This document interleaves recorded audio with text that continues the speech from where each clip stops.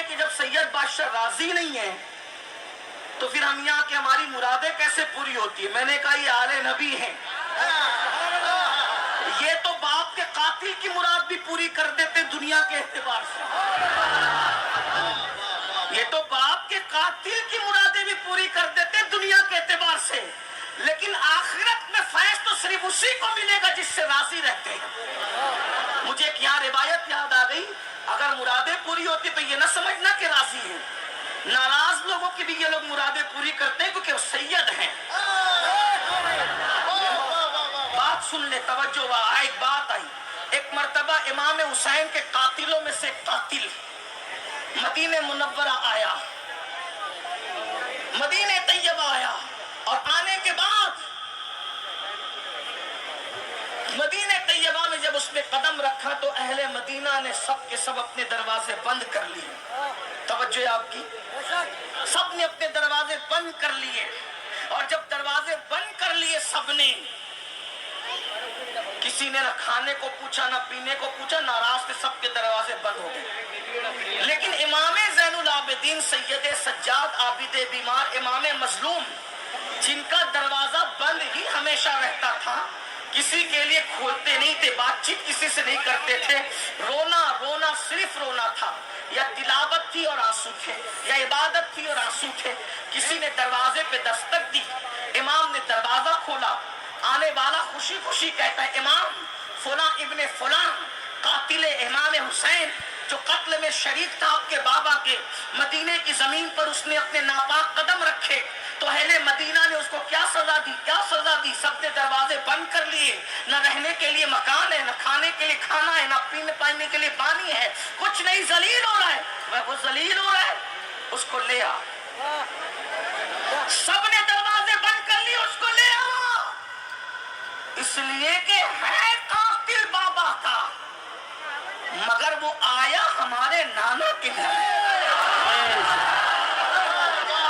آپ نے دروازہ کھول دیا, دسترخوان لگایا, کھانا کھلایا, پانی پلایا, کھا پی کر کے کہا کتنے دن قیام ہے تاکہ رہنے کا انتظام بھی ہو جائے.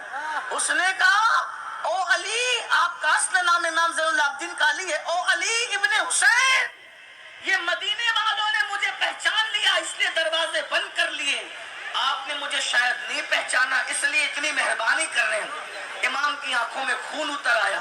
آپ نے فرمایا یہ مدینے والے کربلا میں تھے؟ کہا نہیں. کہا جو نہیں تھے انہوں نے پہچان لیا اور جو موجود تھا وہ نہ پہچانے؟ بھئی جنہوں نے تجھے وہاں نہیں دیکھا تھا انہوں نے پہچان لیا, میں تو وہاں موجود تھا.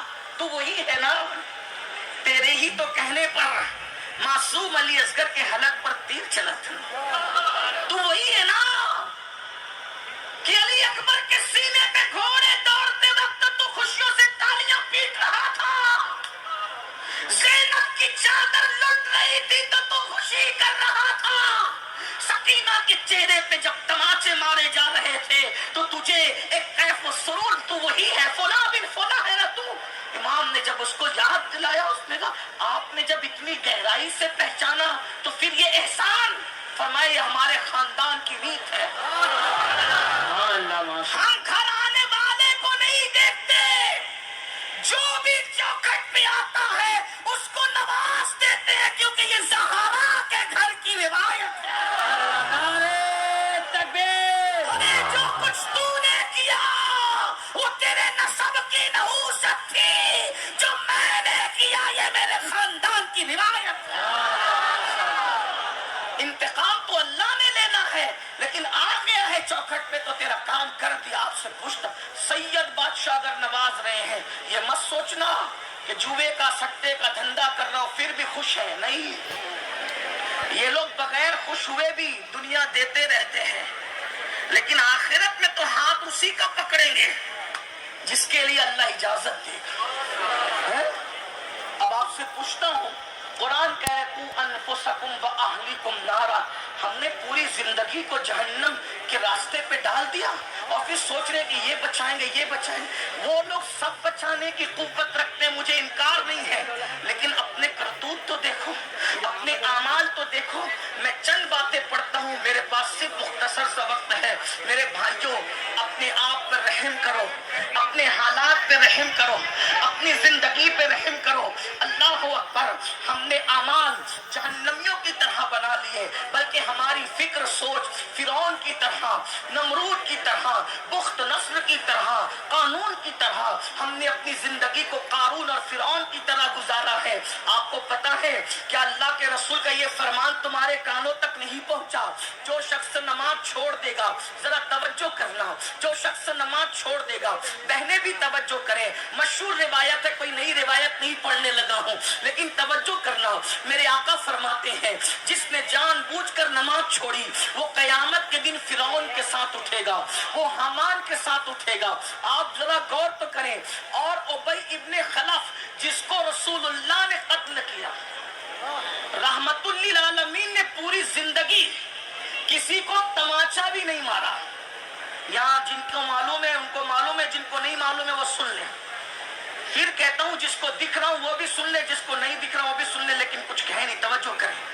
حضور علیہ السلام نے اپنی پوری 63 سالہ زندگی میں صرف ایک ہی آدمی کو قتل کیا ہے. ذرا غور کریں. وہ رحمت للعالمین جو کسی پر ذات کے لیے غصے میں بھی نہیں آتے, جب انہوں نے کسی کو قتل کیا ہوگا تو وہ کتنا بد نصیب ہوگا.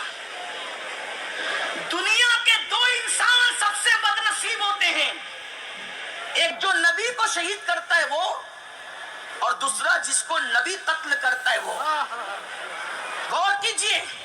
اور پھر نبیوں میں بھی کون سا نبی جو پتھروں کے لیے بھی رحمت ہے, جو درختوں کے لیے بھی رحمت ہے, جو جانوروں کے لیے بھی رحمت ہے, جو کافروں کے لیے بھی رحمت ہے, انہوں نے قتل کیا. لیکن ایک بات بتاؤں, اب آپ کے دماغ میں سوال اٹھ سکتا ہے, جب وہ رحمت للعالمین نے تو قتل ایک کو کیا تو کیوں کیا؟ میں نے قتل بھی کیا نا تو شان رحمت للعالمین کے ساتھ قتل کیا. توجہ ہے. قتل انسان کیسے ہوتا ہے؟ تلوار پیٹ میں بھونک دی جاتی ہے, گردن اڑا دی جاتی ہے, ٹکڑے کر دیے جاتے ہیں. سنا کہ نہیں سنا؟ حضور علیہ السلام نے ابن خلف کو کیا کیا پتہ ہے؟ صرف اپنا نیزہ لیا اور اس کو ہلکا سا چبو دی, بس چبو دی. یعنی قتل میں بھی رحمت للعالمین کی شان ہے. صرف نیزہ چبویا ہے, پورے میدان میں تڑپتا پھرتا تھا. ابو جہل نے تانا دیا, او نامرد, انہوں نے کیا کیا ہے؟ صرف نیزہ چبویا ہے, تڑپ رہا ہے, زخم تو دکھتا نہیں. تو اس نے کہا ابو جہل تو عقل سے کام لے, تو کہتا کہ صرف نیزہ چبویا ہے, ارے یہ نہیں دیکھتا چبویا کس نے ہے. جس کے اشارے ناخن سے چند ٹکڑے ہوتا ہو, وہ جب کسی کو نیزہ چبو دے, فرمایا واللہ وہ اتنا طاقت والا ہے, نیزہ چبونا تو دور کی بات, اگر وہ تھوک